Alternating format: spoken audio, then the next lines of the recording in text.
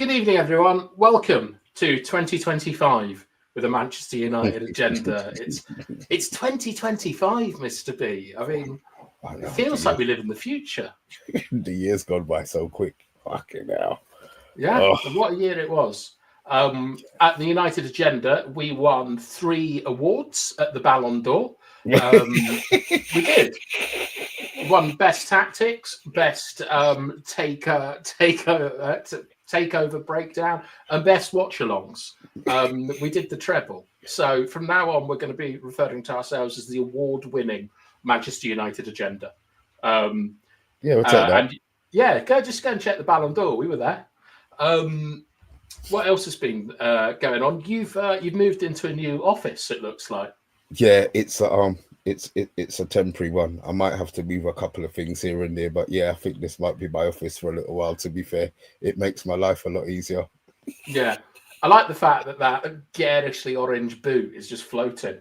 Yeah, you know what? That garish orange boot is actually my boot. I actually own that boot. Oh, you don't, do you? Yes, I do. Oh, listen, bath time.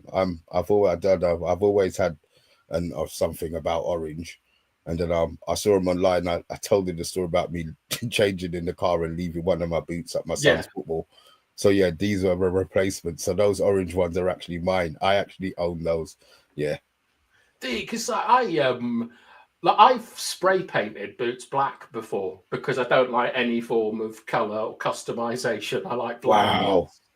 Don't like it. I just think it's childish, to be honest, when you see someone with like their name on their boots and different coloured laces and things. It looks like a refresher. Like, let's just get the ball and play football. Why do you need to customise everything? That's what you do. That's the whole point. That's how they make them. Don't get me wrong. I haven't got my name on them, but yeah, I do own a pair of orange boots. Yeah. I'm very traditional in lots of things. I don't like any form of expression that like, you know, them people that have a haircut and they think it's a personality. Like, that's how I feel about people with like wild boots, customized boots. Yeah.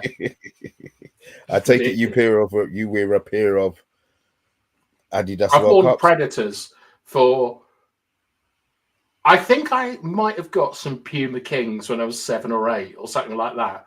And then I got Adidas. I've never gone away from them. I've always had like a combo of like molded and indoor boots. I like that. I know that's what I'm a fan of. Should we talk to our chat tonight? Yes, why not? Okay. All right. Well, we got Stephanie Griffiths. Happy New Year. Happy New Year to you, Steph. Let me know how you celebrated. Down the pub, probably. Who knows? We got Robert Earnshaw. Happy New Year, Earthlings. Happy New Year to you, Robert. I hope that everything's going well. I'm not going to say that. I think we all know what I was thinking. We got Mr. POTUS. Happy New Year. Mr. B, I see you got a new office. New year, new you. Something like that. Yeah. Delo Ugarte 2025. What is our midfield pairing? I'd be pretty happy with that, Steph, to be honest. Got Simon Warner. It's already been a year of having Simon Warner in our chat. Good evening to you both. Happy New Year. Any New Year resolutions? Mr. Not B? One. I don't do resolutions. I have none. No goals, no targets. No goals, no targets. It's no point in planning ahead, mate. You never know what's going to happen. So you just have to take every day as it comes. What about you, Bath Time? What are your resolutions, man? I'm hoping to make some content with Tyrone Williams, actually. Ooh, okay. I sent him a reading list, and then he asked if he could have it, if he could listen to it on audiobooks, and I lost my temper. Time to effing read a book. But yeah, I'm looking forward to hopefully doing some creative writing with Tyrone. I think it'd be really fun. We've got Andrew in the house saying amigos. And then he says Happy New Year, which is much more polite. Mr. POTUS, you'd hate my boots. Oh, I've got the silver R9 original Night Vapors moon boots. Is what they call them. I like that. I think Look, you're all right with like when you're younger, you're all right with multicolored boots and R9 boots and things. But when you get to Mr. B's age, Yeah, but I'm not playing now. I'm just standing on the side. you look like a licorice all sorts. Big pair of Chewits. And we got Stony Broder Jr. Happy New Year, gents. Love the new background. At Mr. B Online. Have you told Bath Time about your 7-minute appearance in those orange boots? Yeah, just raise both hands up. Tell me about it. Oh, Stony, get lost of Bath Time. You can get stuffed as well, mate. Is Stony your brother? Yeah. He supports Spurs, does he? No, he supports Liverpool. He supports Spurs. Yeah, I know. But to be fair, he hasn't killed me. I'm expected to get a battering at the weekend for a couple of days, but he's been all right. He's actually been all right so far. Yeah, he's just waiting. Yeah, don't worry about it. Like the spider and the fly. I feel the same way about the way humans judge my boldness. Robert, you're not actually really going to pretend to be an alien, are you? Like, this is not how I want to start 2025 off. Talking to someone on the internet who's role-playing as a fucking alien. Does anyone have a personalised registration mark? Is that like a number plate? Number plate. Why are you selling them, Andrew? I know you're working. Well, I've got a theory that I know where Andrew works, and I suspect it might have something to do with that. Yeah. I wouldn't mind getting one. What would you have on it? Do you know what? I haven't even thought about that, to be fair. I probably wouldn't. Not in the cars that I drive anyway. It makes no sense. If I've got a nice big car or a big brand new one, then I would. But the reg that I buy, it doesn't make no sense. No. But what would you, so if you got a nice big new car, what do you have on the back? Like, what do you have on the plate? I wouldn't have Mr. B. I definitely wouldn't have Mr. B. Mrs. B. Yeah, do you know what? Yeah, it might make it easier make it easy. I don't know. I've never thought. Would I have my surname, maybe? First name? I don't know. I don't know, Bath Time. I don't know. Jason Parking. And it's Kate Cadet. Hello, Kate. How are you? I'm sure.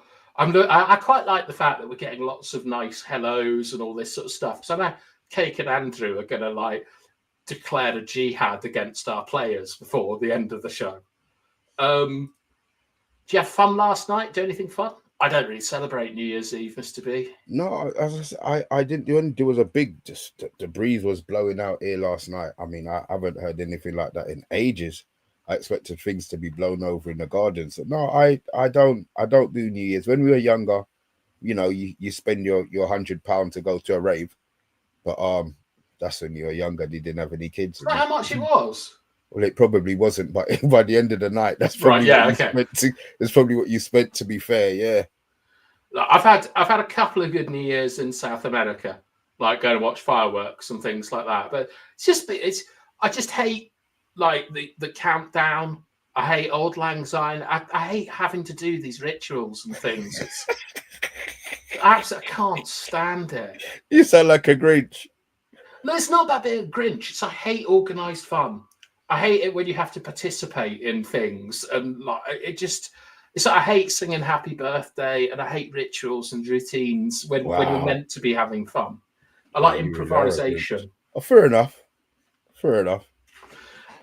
Simon tortured a few songs at karaoke. Let us know what you sang, Simon. Here's a man who everyone would love to torture. It's Solo. Happy New Year, Solo. You can see yourself over Mr. B's left-hand shoulder. I hope that you get everything that you want in 2025, my friend. Mr. B has united resolutions, no goals continuing then. Nice. I like what you've done there. That's good.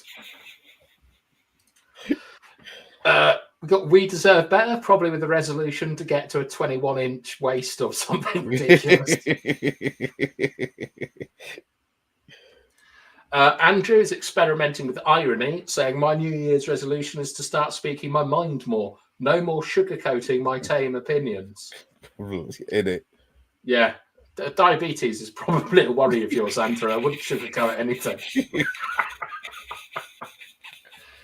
Oh, for fuck's sake. Last time I visited Earth, it was in 1994. I've come back to Earth many years later. Why do I think that's Bilal? Why do I think that's not Bilal? It's Bilal, isn't it? Or Bart. It's Bilal or Bart. Bart would be saying, I've come from another planet to tell you that on that planet, Liverpool are a better team or something. He wouldn't do this. But yeah, the Agile Beast, watch this space because they're sending all their fucking idiots to us, it looks like. Ronaldo's right about the problems at United, and fans go on his back about his interview. He's right all along. The club is broken. Hold on. Sorry, Solo. You've come in, you've said and then he's come with it. We haven't even spoke about anything. Is this just an opinion that you've randomly decided to throw up in the chat? No, he's doing what they all do. They go and have an argument with someone else on social media and bring it to us, and then they come and bring it to us, like as if we've got anything to do with it. Like, Solo, that I thought that I wanted to sack Erik ten Hag for what he did to Ronaldo. I thought it was outrageous, and it's not difficult to be right about what's gone wrong at United, is it? Everyone knows what's kind of gone wrong. It's how we get back that is the more interesting thing. Will Williams, Happy New Year, gents. Happy New Year to you as well, Will. Subvids, Happy New Year. This is good. Cake Day is too relaxed to get angry tonight. And we got Matty Bassett. Happy New Year to you, Matty. I imagine that you had a massive one. I imagine it was like, when confetti goes off behind you or something, I reckon it's just kebabs with Bassett just going everywhere. I had a Bruno New Year's Eve absolute chaos. Sorry, couldn't resist. Okay. Suze. Look, no football, Suze. We're just saying Happy New Year at the moment. Like, look at my man here, Vincent. Let's hope it's a better year for all of us in 2025. Not just for us, also other club and team. Yeah, I think so. I'm at work. We'll do some bloody work, honestly. I can't read out what Vincent said. Actually, I will read it out. Hello, Yali. Happy New Year. We've got a party pooper at United. His name is Rashford, and he's decided to stay, not caring that the club needs him gone. I'll tell you what, I'll finish up the hellos, and then we'll talk about that. I know what you're talking about. Matty, kebabs, weed, and tequila. What a midfield three. Agile spent $150 on drinks last night and many quarters trying to hustle and stay on the pool tables. Okay. And it's my man. Let's see if he's read a book. I used to get angry about Man United, and now I'm just apathetic. I emailed the 1958 group to see how I can contribute to their noble cause. Don't forget, Tyrone, they've met with like Ratcliffe and things. Like all these groups that look fun and things. I'd just be wary of them. Populist movements are always a little bit dangerous to get involved with, but at least you're doing something. At least you're trying to take a bit of ownership. Let me know if you finished the book yet. Simon Warner, I round the night off with a pizza around 1 a.m. There you go. Good for you. All right. That's everyone accounted for. And for the people who are watching later or aren't talking, all the bots from Russia that are checking us out, 2025 is going to be our year. It's the year of the award-winning Manchester United agenda. We won 3 Ballon d'Ors last year, and we're going to try and make it 4 this year. Right, Mr. B, I sent you some stuff earlier about Rashford. He's posted on Instagram that a story from the Daily Mail isn't correct. He's not looking to move clubs. He's not looking to change his agency. What's this about? Like, what's going on? Okay, so is he not looking to go to Saudi? Wasn't that where the link was? It was a Saudi move. It wasn't necessarily a PSV or anywhere of it's PSG. You always do this. Sorry, PSG. No team of any substance. After he's come on an interview and said he's ready to go. We can't just erase what he said. So rightly or wrongly, he gave the interview. It's now public knowledge. He hasn't been picked for 4 games. He was on the bench for the last one. There's no way they were bringing him on in a home game. He might get an away game, maybe. But I don't understand why he's commenting on posts on Instagram. There's so much other stuff written about him that he doesn't comment on, but he comments on stuff like that. But if you're not playing, when you play, you don't want to run. You're in the squad because we didn't have players. It's not because he's done anything. He had done anything good, by all accounts. He didn't say he had trained well and he's in the squad. So let's assume he was in there to make up the numbers. He was never ever going to get on the pitch. So I don't get the point. I don't understand why he's bringing that out into public knowledge. Maybe you've got a different idea. Well, my first idea is loyalty bonus.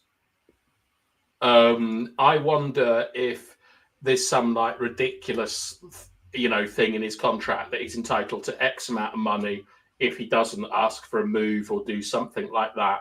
And that would be that was my initial thought, is that he's protecting his financial interests. I also wonder if, because there's a lack of appetite on the market for Rashford, like, he might have thought that Real Madrid or Barcelona or Bayern Munich would all come in for him, and no one has. And the club might just be trying to force him to take like any offer. Like, he could, like, on loan to, I don't know, to Atletico Madrid, or even that's a pretty good club. Like, on loan, like, send him on loan to Napoli with McTominay and Lukaku and the lads. I think that Rashford, he's dug in before against Jose. He dug in against Ten Hag. This might be him just trying to dig it in. Yeah, but surely him digging in was more to do with the club holding him. Surely Amorim's been given... He hasn't played him. And let's be honest, there's a lot more worse players in our team than Rashford. I'm sorry. I believe that Amorim's made his choice, that he didn't want to pick him. My issue with Rashford saying that he wants to stay and there being no interest in him, does Amorim then have to back down if he's here in February and play him? Look, right. Maybe people in actually, me and Mr. B, before we were talking, before we came on air, we were having a chat, and we're trying to remember what happened with John Obi Miguel. Can someone tell us like the whole story? Because I was in Poland at the time, and I'm fairly sure we signed John Obi Miguel, and then he claimed he got kidnapped and driven to Old Trafford or something, and then went and signed for Chelsea. And we think that would be the rarest and most expensive signed shirt, like the ones Mr. B has behind, if you had John Obi Miguel at United. But I've forgotten what I was going to say. What did you say? You was talking about Marcus. What part of the conversation were we on? Digging his heels in. I can't remember. Oh, it'll come back to us. Let's do some comments. We'll see what happens. I agree, Bath Time. I've nearly finished the book. It's brilliant. Excellent, Tyrone. Like, your next mission is going to be to watch The Secret Life of Walter Mitty. But I told everyone that I'm hoping to do some creative content with you. And speaking of creative content, it's Lucky Singh. Casemiro and Rashford want new adventure and wants out. Ding ding, Chris Reader report will come on exit. Marcus Rashford, Eriksen, Casemiro. Yeah, so Eriksen, Casemiro, and Rashford are all basically for sale or available in January. Rashford and his Instagram posts: work hard in training or get on your bike. Yeah. Any big time players wouldn't give the press a second of their time, but here's Rashford taking screens from the Sun. Everyone knows the Sun is absolute BS. I think the United correspondent for the Sun is all right, actually. He's been relatively reliable. I can't remember his name, though. I cannot Aram and Eve it at the first year we talk about in 2025 is Rashford. It's all right. We won't be talking about him for too much longer, to be fair, because he'll be gone. All right, here we go. Oh, first of all, breaking, but this is Lucky Singh news. Breaking: Newcastle are interested in Marcus Rashford. I love Lucky Singh. He's always out there making up stuff. It's all right.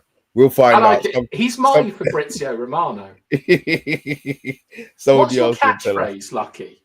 Like, you know, because what's Fabrizio say? Here we go. What's your your absolute 100% Lucky? And spell it right. No, don't. So Owen Miguel's due to sign for United. He was even given the shirt, but Kenyon. So Kenyon had left us at that time. Came in last minute with more money. Did the same with Cole, Robin, and Essien. I think there's more to it than that. We signed him. He claimed duress. He went to Chelsea. Yeah, we definitely got compensated for it. Brilliant. He was kidnapped by aliens, but not Robert. Speaking of aliens, Happy New Year to you, Bart. I hope that you get everything that you deserve this year. I like the deserve part. Yeah, we got 16 likes. I like this as well. Go we here. That's what Lucky Singh says.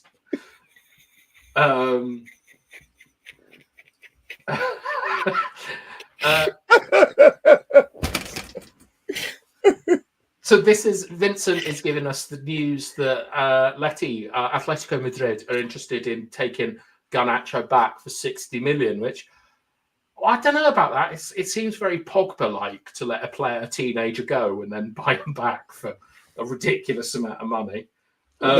Maybe it's good that somebody else has done it. We're always the ones doing it. Let them do it to us. We got 16 million in compensation for John Obi Miguel. That's a lot. I've seen this as well, Andrew. 50 million for Diego Dalot. You're out of your effing mind if you think anyone is going to pay anywhere close to that. Right, Casemiro and Eriksen, Mr. B. Are we in a position to, like, if someone comes in for Eriksen and we're talking under $1 million to get him for the rest of the season, and someone comes in with 5-10 million for Casemiro, are you taking it? I don't think anybody's going to come in for Casemiro. I mean, I think if they come in with 5 million, the club won't take it. A 5 million for Casemiro. There's absolutely no way that they're sucking up that kind of money. It's an impossible. I don't think so. What have they said? They said there's 4 players available. Lindelof, who we know is not going to go anywhere. He's on 120 grand a week and he's injured, so he won't be going anywhere. Eriksen's on the list. Okay. Anthony's on the list. Yeah. And Rashford's on the list. Now, these we can look at it from where we are. We're not footballers. We're not managers. We're not directors of football. Eriksen, you said $1 million. If they could get $1 million for Eriksen, I would take it. I say under $1 million. He's out of contract at the end of the season. He's on 250k a week. I think he's 32. Is he really on 250 grand a week? Half-time? We signed him on a free transfer and paid him 250k a week. Nice. Him and Casemiro were the marquee signings for Erik ten Hag. Fantastic, isn't it? I just there's been no interest in Eriksen. You normally hear maybe something. There's been nothing. It's been quiet. I assume the Casemiro one they'll start throwing up Saudi again. They're not stupid over there, so would the club take 5 million? Can you see the club taking 5 million? I don't know, because the thing is, right, I think that there's a market for Casemiro and Eriksen. I think they could find clubs very easily. It's about the transfer fee. Like, I think that Eriksen could play for a lot of clubs, like decent Premier clubs League in Europe. No, not Premier League. Like in Europe, like, I don't know, Celta Vigo would probably love an Eriksen. Like Ajax would probably take Eriksen. Like I think he would get a lot of clubs. Casemiro, same again. I think clubs in Portugal, where he used to play, in Spain, where he used to play, obviously, would take him. And I wonder if he might be thinking about going back to Brazil or something like that. And I think it's about transfer fees that are stopping it. And if Casemiro wanted to go to Saudi Arabia, I'm fairly sure Ronaldo could have made it happen.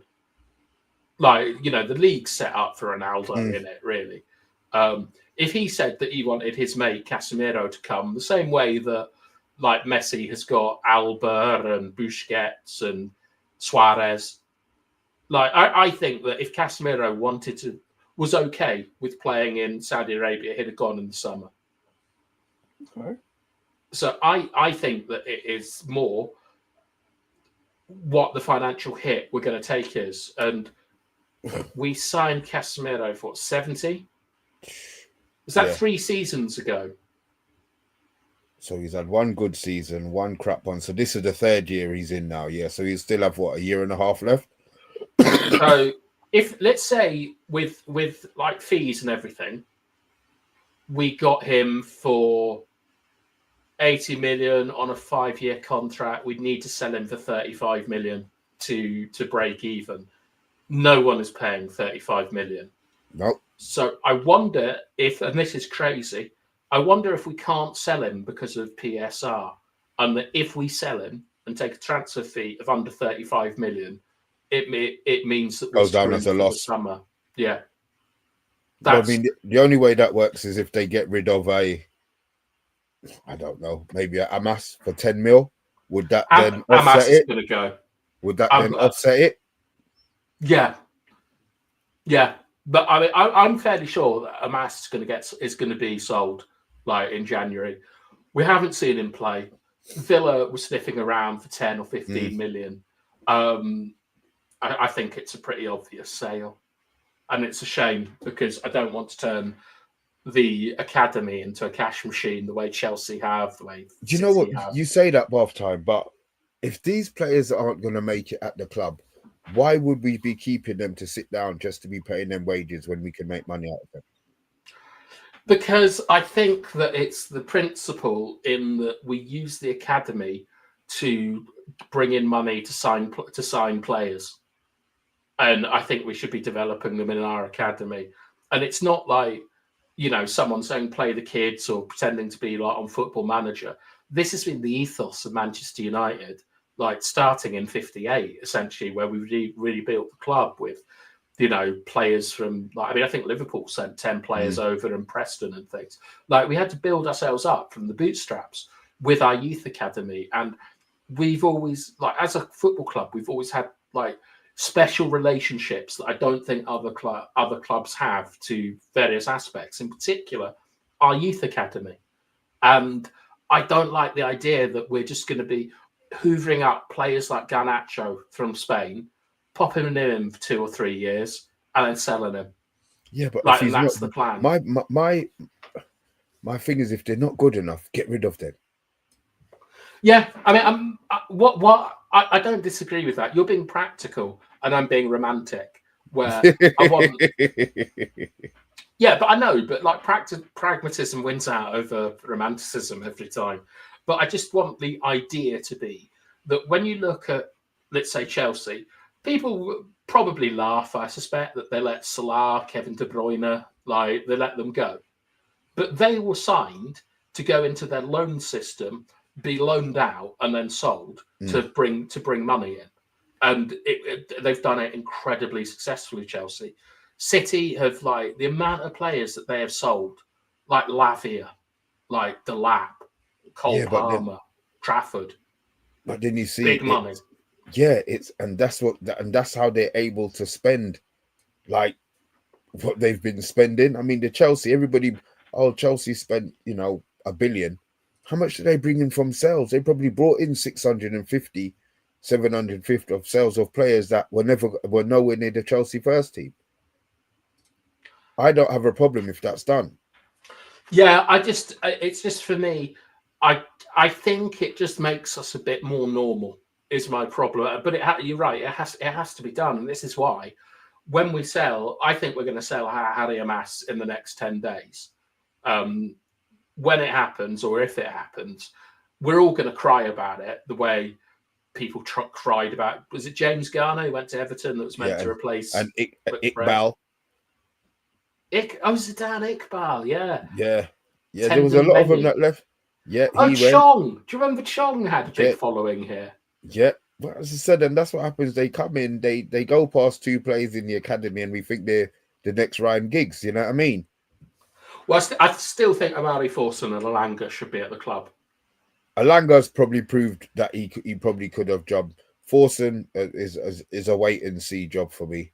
Yeah, I liked him. I mean, it's people like Angel Gomez that I worry about, because if you're setting your academy up to sell players, that's got to start. You've got to profile that right from the get-go at 6, 7, 8 years old. It's because it's going to run all the way through the academy.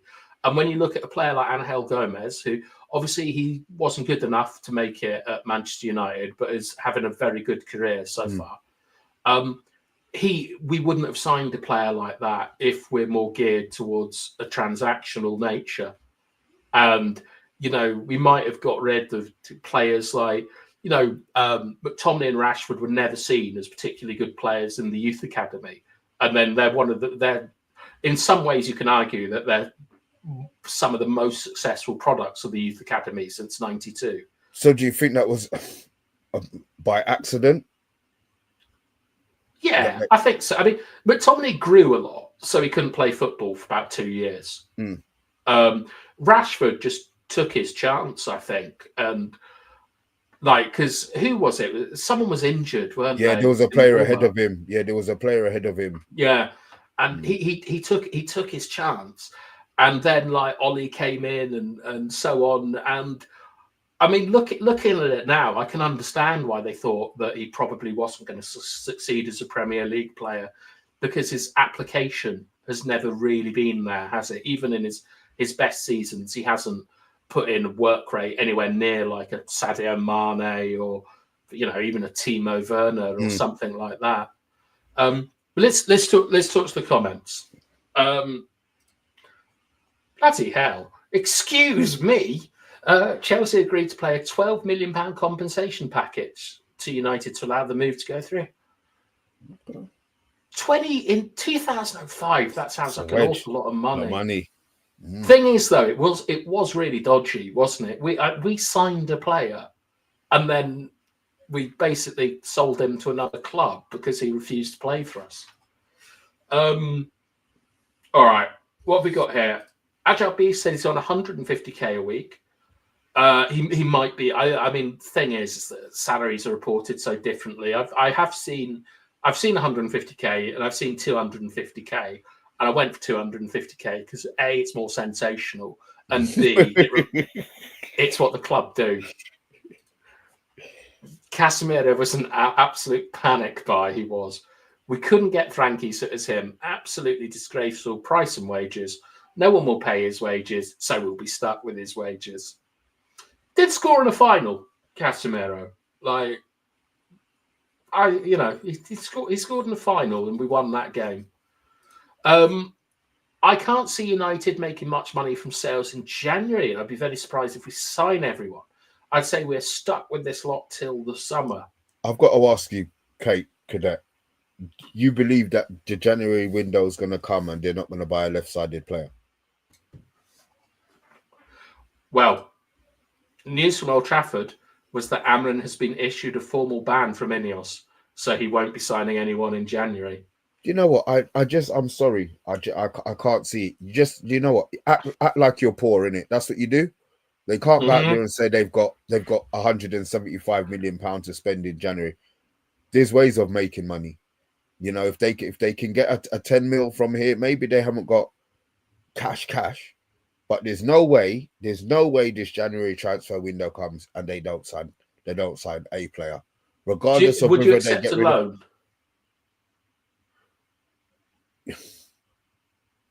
Yes, but it has to be not like a regular loan.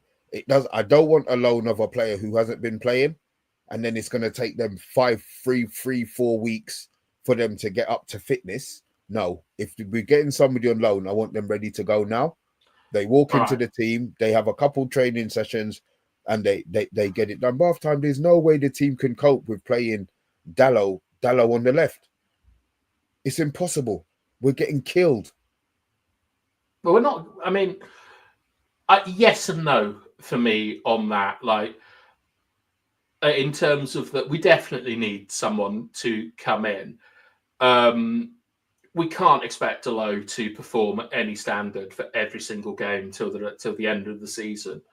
I wonder if maybe there is someone in the youth academy, like if as Simon says here that the MEN is reporting we don't have budget either. The thing is that with what's going on with all the cuts, like to even things like the stewards, and that's a serious one because the stewards affect the safety of the fans. Like that'll be the cuts you're seeing now are the ones that they really, really didn't want to have to make, but have ended up making. You know, they got Fergie off 20 million a year before they went after that charity. 2 million.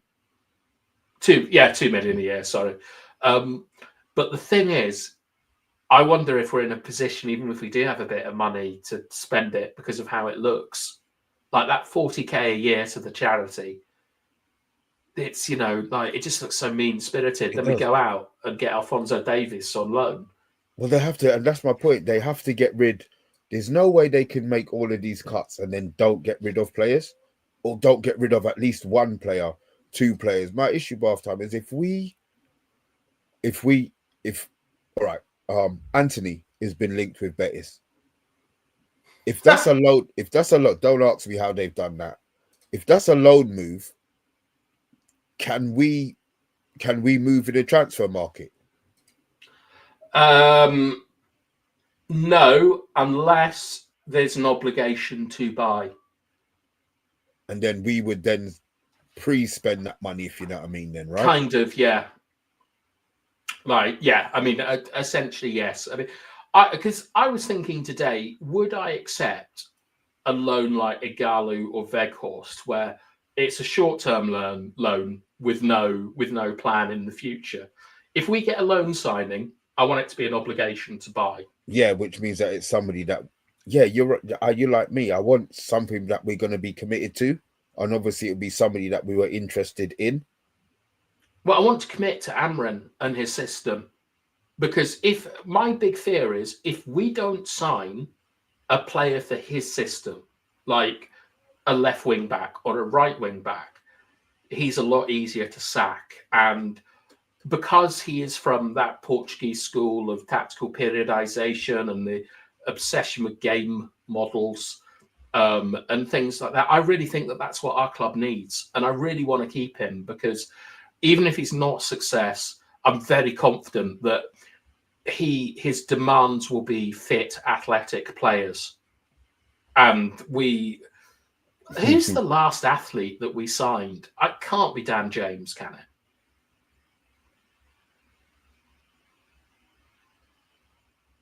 He was the only one who would run. Well, I mean, who's the last athletic player we got into the club? I mean, even going to, like, is it Fellaini maybe? No, Fellaini wasn't athletic. Get lost, Bathtime. All right, well, yeah, but who was an athletic lump that we signed? I genuinely can't remember one for bloody years, like decades. He said an athletic lump. I like lumps. Cake Debt doesn't think we'll sign anyone. Yeah, look at this. Like, this transfer ban is going around. I forgot Alvarez went to 80 million to Atletico Madrid. And Bart says that City have made 100 million every year since 2019 from their academy. Fucking hell. And Sarah Mendes, Happy New Year to you. Always nice to see a new face. Amas and Collier should be given a chance. Thank you, Tyrone. Will Keane. It was Will Keane that was injured. Okay. Like Cake is saying, there's no money. Lucky Singh says, sell these players and then buy. It's very simple. Yeah, but you can't sell something that nobody wants to buy. Yeah. There has to be a market for them. There's no market for them. So, oh, God. I don't know, man. We've got a Yorkshire Cowboy. If we're skint, we have to look at the youth to build the team. My concern, Yorkshire Cowboy, with that, I agree with it in principle, is because we're so desperate for money. I wonder if towards the dog end of the season, we're going to stick some of our most impressive academy players out simply to shop window. Show them off. Yeah. I mean, the thing is, Amorim said he's not going to be bringing any of the younger players into the first team squad. I mean, can you imagine bringing them into this shit? Yeah, but I mean, I think that, like, I'd prefer to be given an opportunity than for someone to take that agency away from me and say they're protecting me. Like, if I was Fair enough. in that, I get it. you know what I mean? I'd be I get it. thinking, I'd actually be trying to speak to Amrin because I know what I was like when I was 18. I'd be like trying to speak to him, saying, like, you know, give me 10 minutes, I'll show you what to do, I'll turn the season around. After, you know, I'd tell him anything. But I'm a bit surprised that, like, Wheatley is the big one for me. From what we've seen of Hoyland and Xerxes, I don't. Hoyland's a bag of shit. Hoyland is a bag of shit. Right, let me finish comments. We'll talk about that. Yeah. Sarah Mendez is saying Ineos going after the charity is unforgivable. And it's their own charity. It's a Manchester United charity. It's not Manchester United charity. It's not our charity. You're 100% sure of that, yeah? Yeah, it's about, because it's about for players that, like. No, they've done it twice. So they've done the charity and they've done the foundation. Sorry, I'm talking about the foundation. Oh, the foundation. Yeah, the foundation is ours. Mm. Yeah. We've got Danny in the house. Happy New Year to you. Watch out, like he sings after you. But I think he probably means Danny Olmo. Yeah. You never know. And Sarah, don't worry. We sell to buy players. The charity of the club is the man. Okay. Right. You want to talk about Rasmus and the other one, Xerxes? Yeah. I think I'm done with Rasmus. Why? When you get stick from rival fans about your players and you really try to back it up. But we've been talking about him spending most of the game on the floor. He has yes, he runs forward, but technically I'd rather have, me, I'd rather have a techie footballer. I'd rather have a footballer who can control the football. I understand Xerxes doesn't run or doesn't have the pace, but I still think that they're using him wrong. If they use him as a 9 with a runner past him, I think it would bring the best out of him. But obviously I had the game on mute, so I didn't know he got booed. Then I didn't know he got half cheered going down the tunnel. But I've never dragged anybody off on half an hour, and I've been managing for a long time. I just think it's a disrespect. Did you hear Yabba's story about it? Go on. Yabba got subbed on once and then got subbed off in New Zealand and never played for the manager again. He said he's not playing for him again. He got put in the reserves. They had a big fight. Like, he talks about it on the show.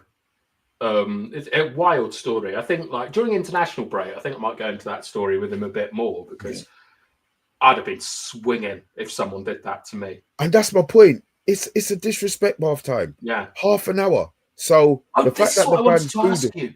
Yeah. Do you think that is essentially constructive dismissal?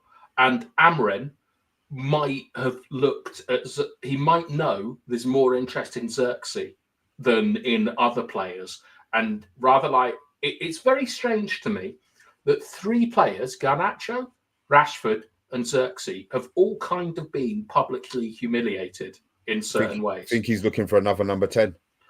I think he might. Look, if I were in his shoes, I would be looking to bring in as much money as possible. And if there was a player like Xerxes that I knew that there was interest from in Italy, for example, that Juve would be willing to take him, like, now and give us a bit of money for him. And I knew that there was interest in Garnacho from Spain, and I knew that Rashford could net us the most money. It would cross my mind ways that I could help that happen.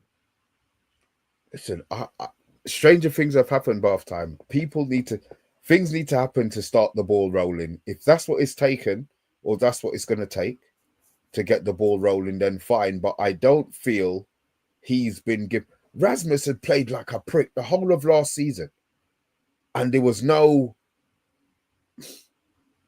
this hatred for him. Do you know what I mean?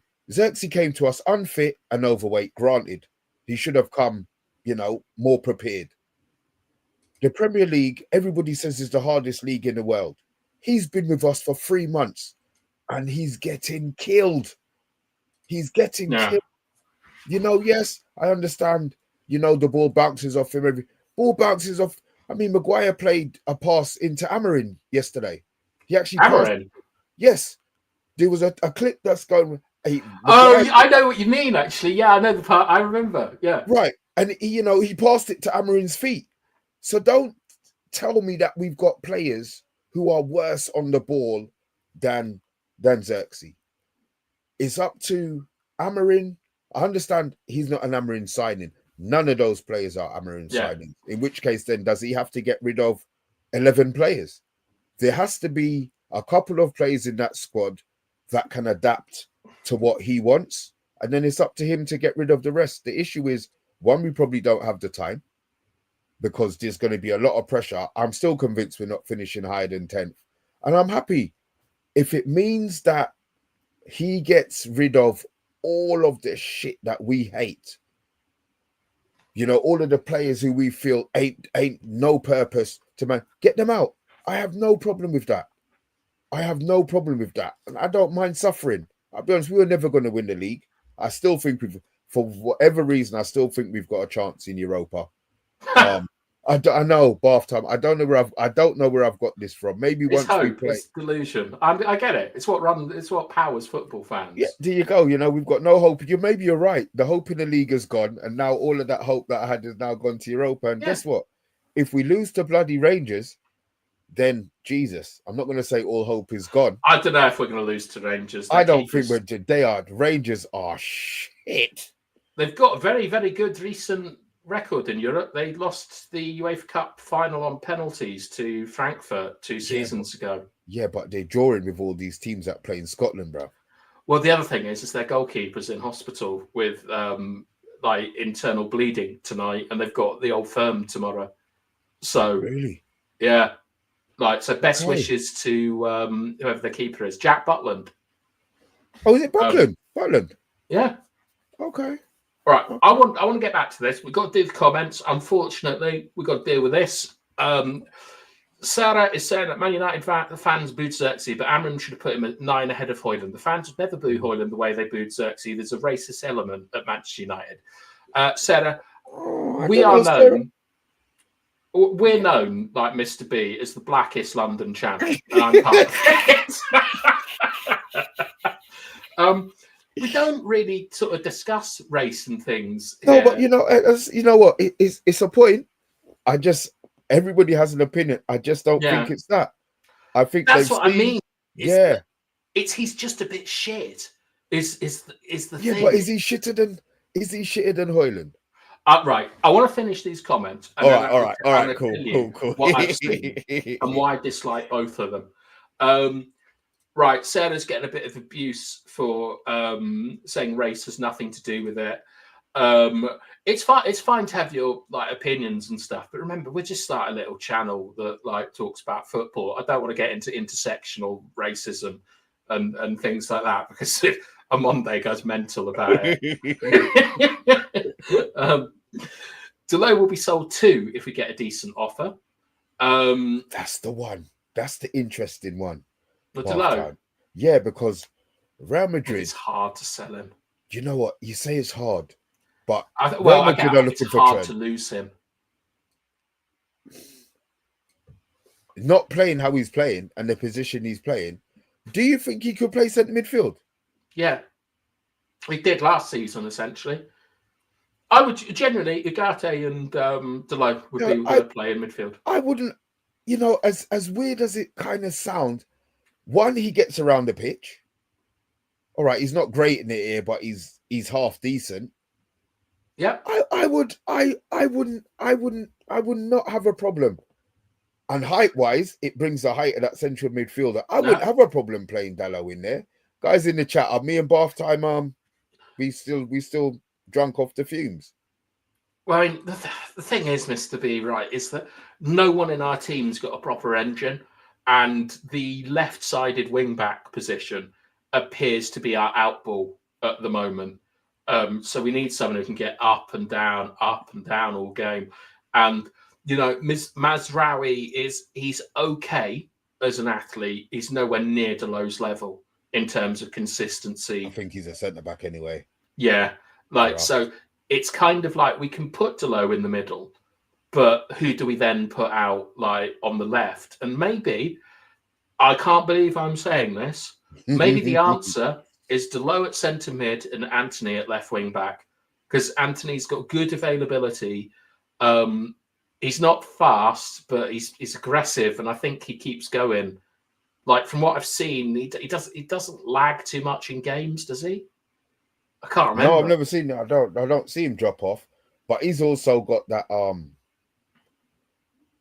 that sort of attitude that saying, "What I want to play, I want to prove you wrong." I'm just not sure. I mean, maybe on one side, maybe it could work, but then I'm not going to say it wouldn't work. I would like to see Dalot play centre. To be honest, I would like to. Right. Let's talk strikers. Yeah. You weren't here for my big striker manifest, were you, in the summer? Oh, God. All right. I will tell you some of the main issues that I have with Xerxes and with Rasmus as strikers. And do you remember we played Porto this season in a 3-3 with Harry Maguire scoring at the death? Yeah.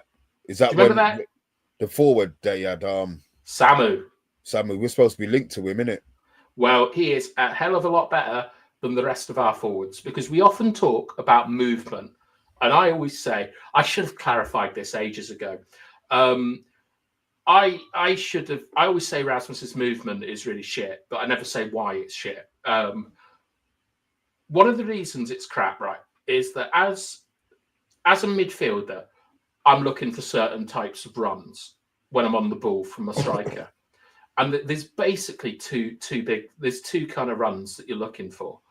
One is where a striker gets sort of behind the shoulder of the defender. So the defender can't see him. He has to turn to see him.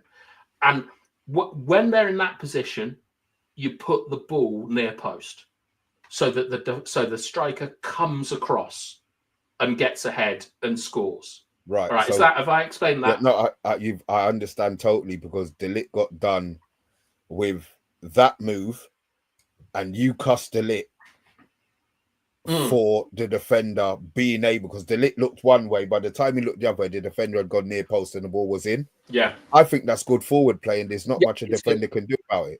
Well, there's always something a defender can do. But the thing is, right, is that the footwork, what's really important about that is that they don't stop, right? They slow down, they accelerate, but they don't stop. Always moving, yeah. With Xerxes stops. He just stands still in the box, which, okay, seen Thierry Henry do that and stuff, but Thierry Henry never did that when he was the most forward striker. Like, that is absolutely ridiculous to me. Just to stop, you've got to make that movement, and you've got to be clever with your movement. Like, what you're doing is you're leaving space just there simmering like a pot on a stove. And when the midfielder or the winger executes that ball, that's where you use your little tippy toes. You slow down and you move across the defender. I have never seen that movement from Rasmus ever. Like, he does everything at 150 mile an hour. Yeah, but he doesn't. His problem is that I think a lot of his problem is that we're not training against particularly good defenders in players like Martinez and so on. Like, level. Yeah, you're right. I think the ceiling, the defensive ceiling at the club is poor. That's why I said when Rashford, goes running past players in training, they're not going to tackle him. So he's going to look like he's slaloming through and blah, blah, blah. One more like to hit that magic 30, guys. One more. Oh, yes, please. Yeah, one more. Bath time. And the other thing, right, is that if you ask Omondi, Yaba, when he's here. He will tell you that when he's in the box, he's he'd get arrested for the stuff that he's doing if it was on the street. He's pushing the guy, he's making contact with the striker, bouncing him around, trying to keep him off balance. When you look at someone like Haaland, even someone like Kai Havertz or something, they're doing exactly the same thing. They're trying to find that advantage early on. You're trying to hold a man up. Do you remember, like, when Xerxes let one of the centre halves just hold him off in the box for a corner? Like, he pushed him backwards. Yeah. Right. Just hold his arm out. Xerxes should be doing that in the box. So should Højlund. Neither of them are doing this because they're not good strikers. But is that a striker? See, you say not good strikers. If you've not been taught, or that's not your to be that, you need to be aggressive, I think. And maybe they don't have that built-in aggression to do that, and that determination to win the header, to win the 50-50. Because the reason why you put them up, because they're big, you already think that they're going to be physically. Maybe they're the wrong players. Maybe they're the wrong players for doing the job that he wants them to do defensively in the box. Do you know what I mean? Maybe, like when I right. So the example I gave you is Xerxes getting like a man just holding him off, and also Saragon. Happy. I was going to say happy birthday to you. It could be your birthday, but if it is, happy New Year as well. Double down, I say. But Xerxes and Rasmus, when you use the type of football that Amelin is playing, which is about covering zones. Okay, so you have this big. It's kind of like a cell phone reception. He wants as much place like having signal, and that means that players have to be out in different areas, and they're not really allowed to move from those areas. So when, for example, Xerxes and Rasmus are in the penalty box, they're not shoving their man about enough. It's easy to play against them because there's not a finger coming their way. Haaland can't use his body, man, like Rasmus. We've seen it. We've seen flashes of him on the outside getting his arm up and across and his hip across. But it's only obviously players always have a favourite side. Yeah. And he looks like he's blatantly got a favourite side. So as a defender, if you know he's got a favorite, you make it awkward for him so he doesn't have to go. He doesn't go to his favourite side. So maybe they're doing their homework on him as well. Do you know what I mean? Yeah, but it's what it is, right? Is that these are things that I don't know about you, but when I play against people, like, there are times where when they do something, I think, I'm in a game here.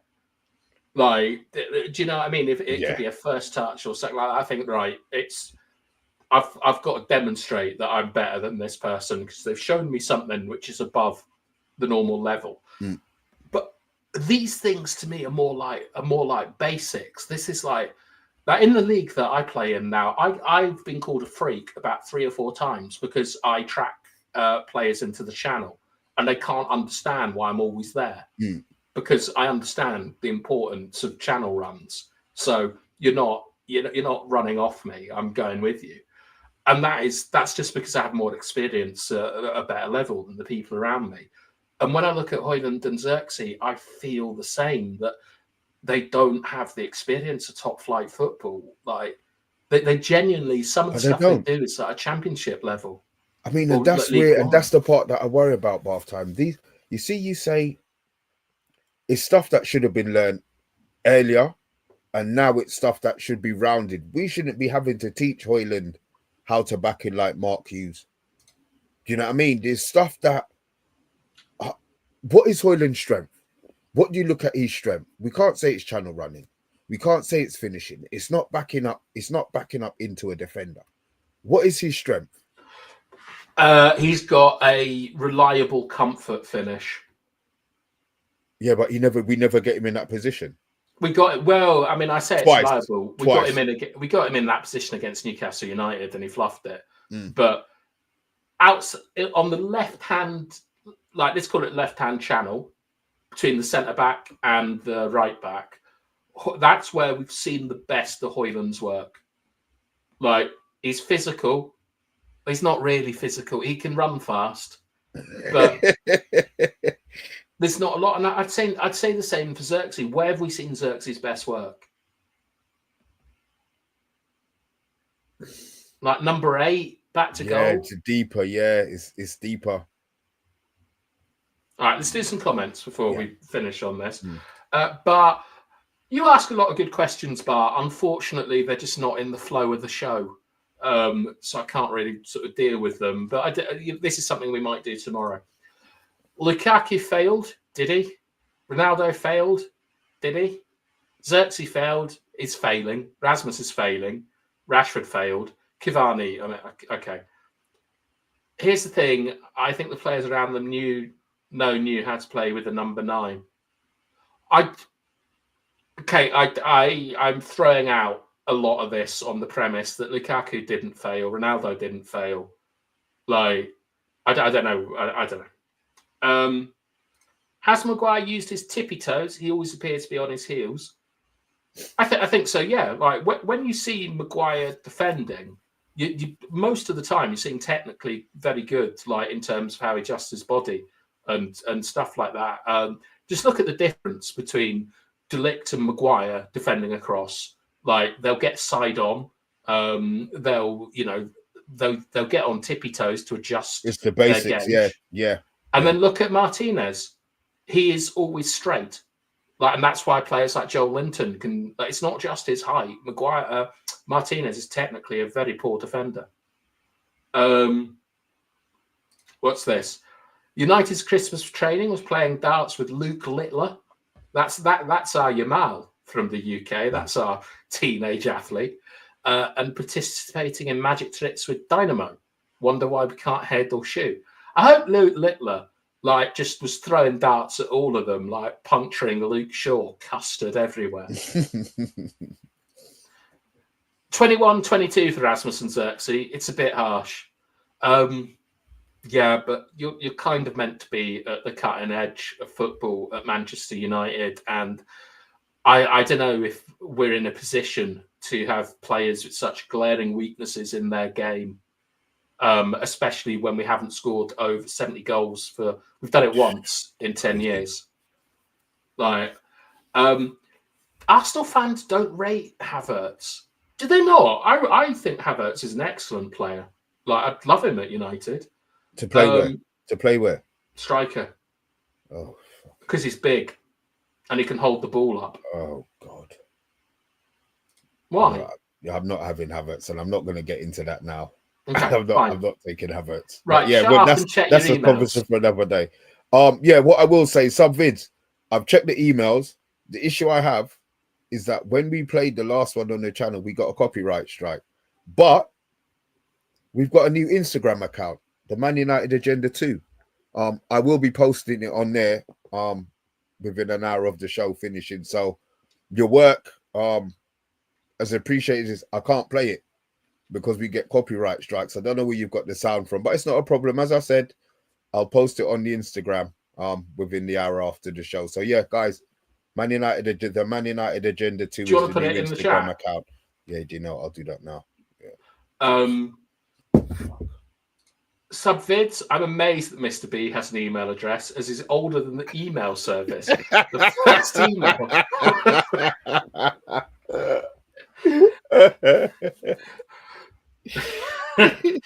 All right, Sarah likes Kai. Simon likes Havertz. Yorkshire Cowboy isn't a fan of Havertz. What's HNY mean? Is that Happy New Year? Happy New Year to you, Bilal. Yes, so that's Vincent. He's actually accepted you there. Royalty free, and Bart's very excited because he can troll you on another platform. And this is it in capitals? I don't think it matters, to be fair. I put it in capitals because bath time, you just like shouting. I didn't take the cat. I didn't. Oh, it's there. Yeah, do you know what? If it doesn't matter if you put it in capitals or not, you'll find us. So yeah, give us a little follow. Instead of Havertz, calls him Havertz. Yeah, there you go. I'm not a fan. I'm not a fan. You're not? Do you think he's like? Do you think he's on the same level, better or worse than Xerxes and Rasmus?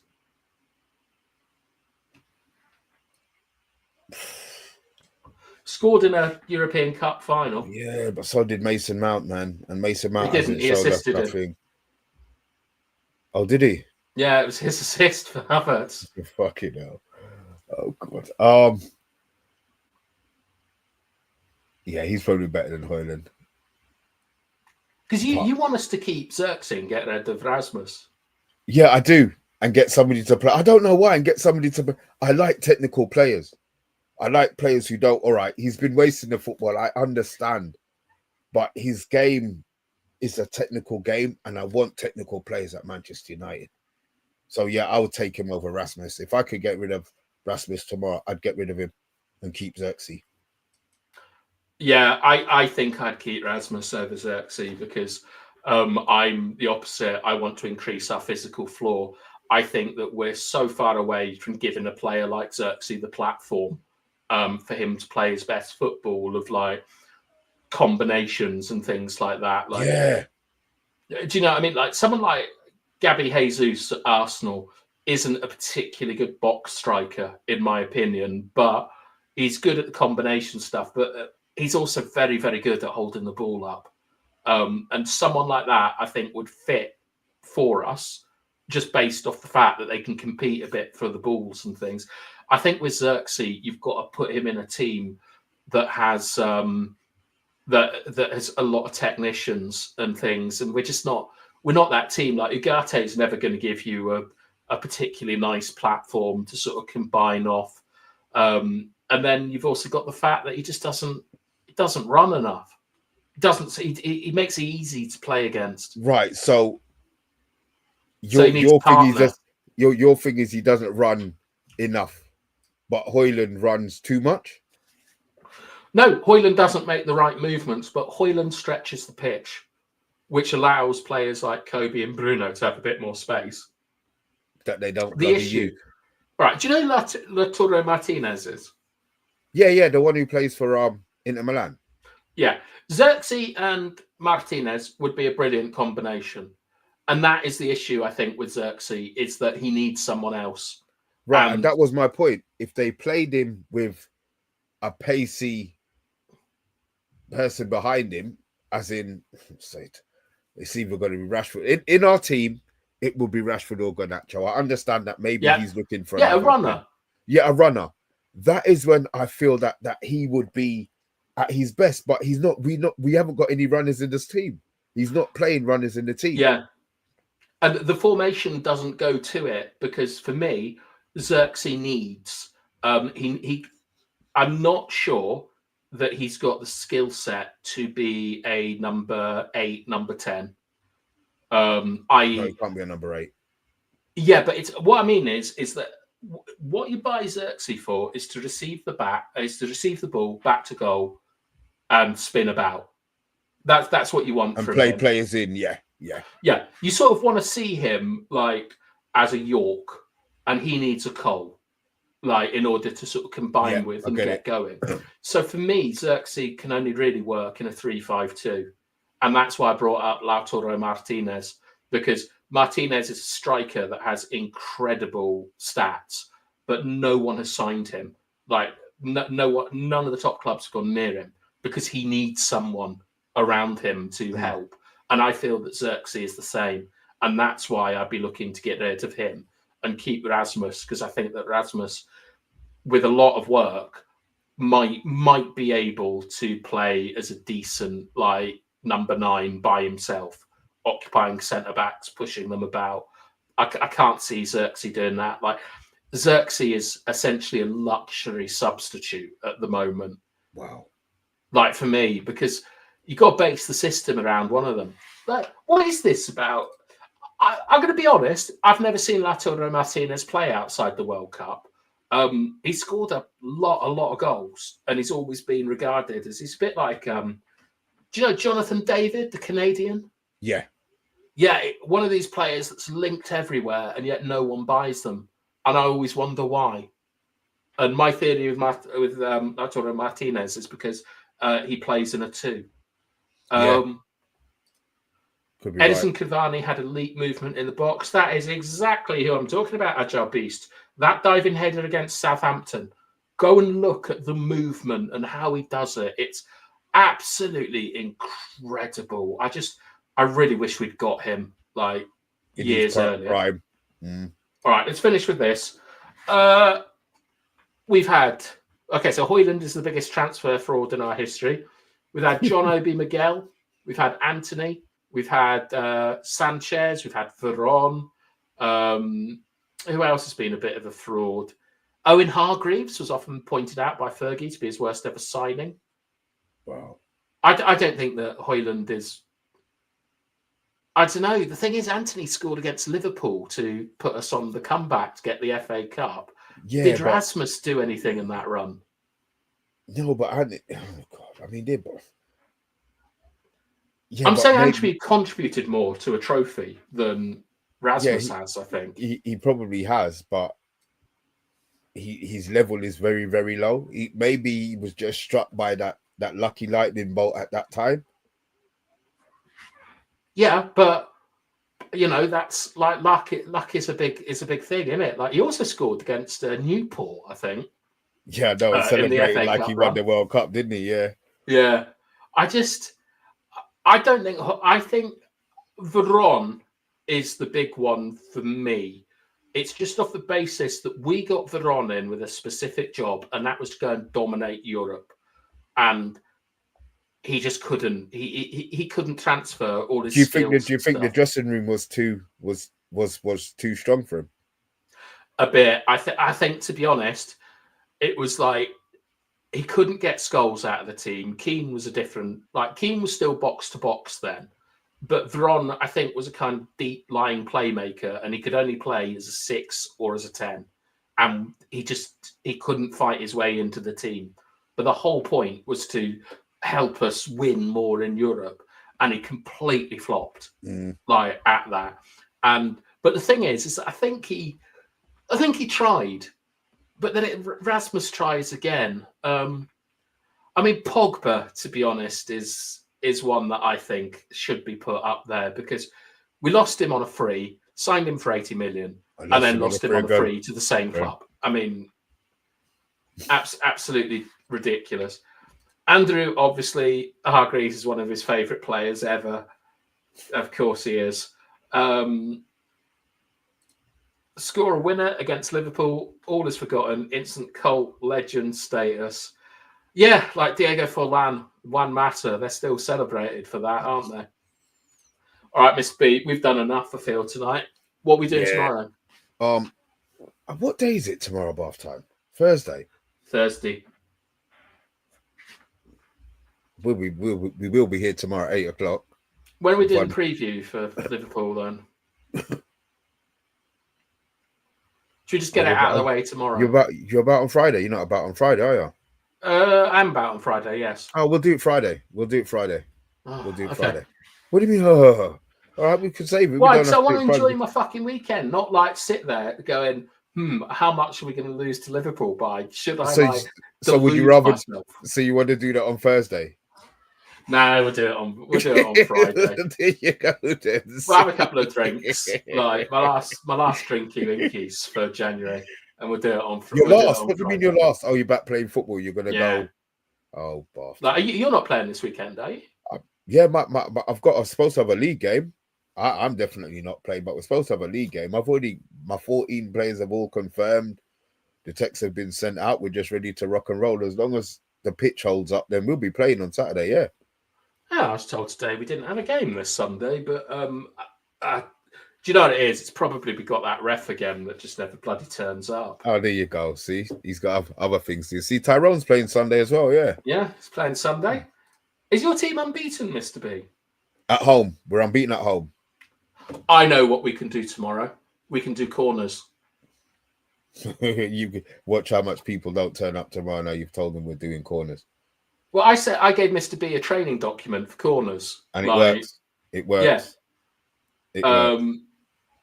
And it'd be Like, would anyone be interested in actually like knowing what you're meant to be doing at a corner? Like, because we can see so many that, like, you know, everyone's shitting themselves when it's time for a corner. It's madness, isn't it? How did I know? How did I know you were going to be the one person that has said no, Andrew? How did I know? That means I'm probably going to do it. Of all of the people in the chat, see, clean out the ball. So there you go. Sarragon's got it there. Clean out the ball or the attacker. See, talk about Vincent's in here saying, talk about his bottom one. Sorry, talk about refs.